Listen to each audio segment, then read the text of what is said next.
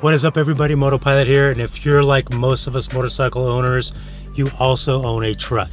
Now, me personally, I have a 2018 Chevy Silverado 1500 two-wheel drive. I love this truck. It's beautiful. It rides smooth. Love the interior. But if you have almost any truck, this tuner can help your truck perform better. Now, real quick, let me tell you what I have done in my truck, and let me tell you why I got a tuner. I basically put a 2-inch leveling kit in the front to level out the truck, and I went with 33-inch tires. They're like a hybrid, the Nitto Ridge Grappler tires, which is a really quiet hybrid tire, and that's part of the reason I got a tuner. The other reasons I got a tuner is I don't like the throttle response in this truck. It's very mushy because it's electronic, and I want to adjust the calibration for the 33-inch tires. I want to get rid of the AFM, the auto fuel management. I think it's automatic fuel management. It's where the motor drops down to a V4. I didn't really notice it before when I had the stock exhaust. Oh, by the way, I do have a Carvin progressive exhaust now. So now that I have the Carvin exhaust, you really hear the engine when it drops down into the V4 mode. It makes it sound like the truck is basically underwater. Here's a sound bite. So I want to use the tuner to eliminate that, not only for sound, but also to just keep the engine from going back and forth between V8 and V4 mode. Another thing is the transmission isn't so great, so I can adjust the firmness of the shifting to, I think it's like firm and really firm. And then some other benefits of the tuner is better fuel mileage, added horsepower.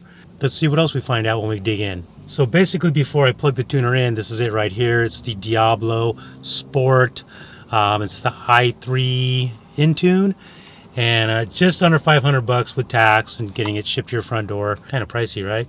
And you just plug it into your OBD port underneath your steering wheel and just go to town on it. I'm not going to go through step by step with that. This is basically just my reaction to the tuner.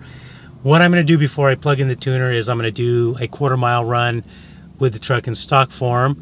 Let's see how fast we can get there, and then after we tune it, we'll do another quarter-mile run and see what we get. Check it out, guys. Oh, look at that guy's helmet. Ugh.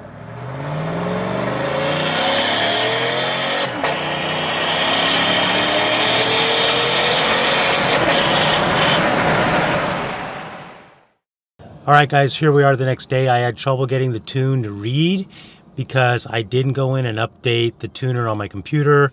I thought I could get away with not doing that, but it just kept giving me a read error. So I figured out how to update the tuner online. It's a little bit simple, but a little bit complicated. So here's the updates I made on my truck using the tuner. Throttle boost, you can boost up to 20%. And at first I did it at 15%. I was like, wow, that makes the throttle really responsive. But I wanted it to be a little more responsive, so I bumped it up to 20, and I like it even better. So you will get a more responsive throttle. You know, when you push on your throttle, you want it to react, not be all mushy. I did turn off the DoD AFM, which turns off the V4 option in your motor, so I do like that better. I did make the upgrade to the 33-inch tires. Now, there was an option on there called axle ratio. Mine was at 3.42, and I don't even know what that is, so I didn't want to mess with it. If any of you guys know what that means, I imagine is it changing your gearing or what? Maybe it's changing your gearing for bigger tires. I don't know. Maybe I'll have to research that. You can also adjust your idle, not only when you're in park, but also while you're driving and like at a red light. I don't have a problem with my idle, so I didn't mess with that. And then the last thing I did was trans firm shift. Honestly, I don't really notice this thing shifting any firmer than before, so maybe I need to go to the firmer shift. But I've also heard when these transmissions go out, it's because of that. So I don't even know that I want to mess with that. It's not that big of a deal to me.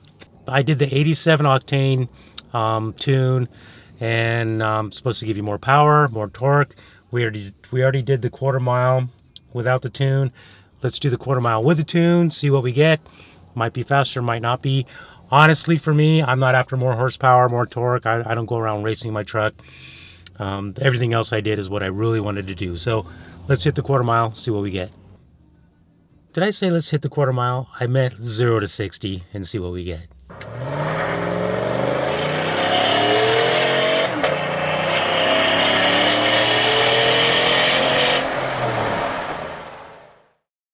All right, so that's pretty impressive. Over 1 second faster in the 0 to 60 run. Without the tuner, we're at 8.08 seconds. With the tuner, it's right around 7.02. To gain 1 second at 0 to 60, that's actually pretty impressive. I wasn't expecting that. Now this tuner should even pay for itself over time because you're going to get better fuel mileage, so that's something we'll learn as we go. Now if you're concerned about warranty issues, if you have to take your truck to the dealership, you can always set the tune back to stock. I will say this, I'm happy with my purchase of this tuner. It did exactly what I wanted to do. Hopefully it helps you make a decision too. The Diablo INTUNE i3. See you guys in the next Bowtie Brothers video.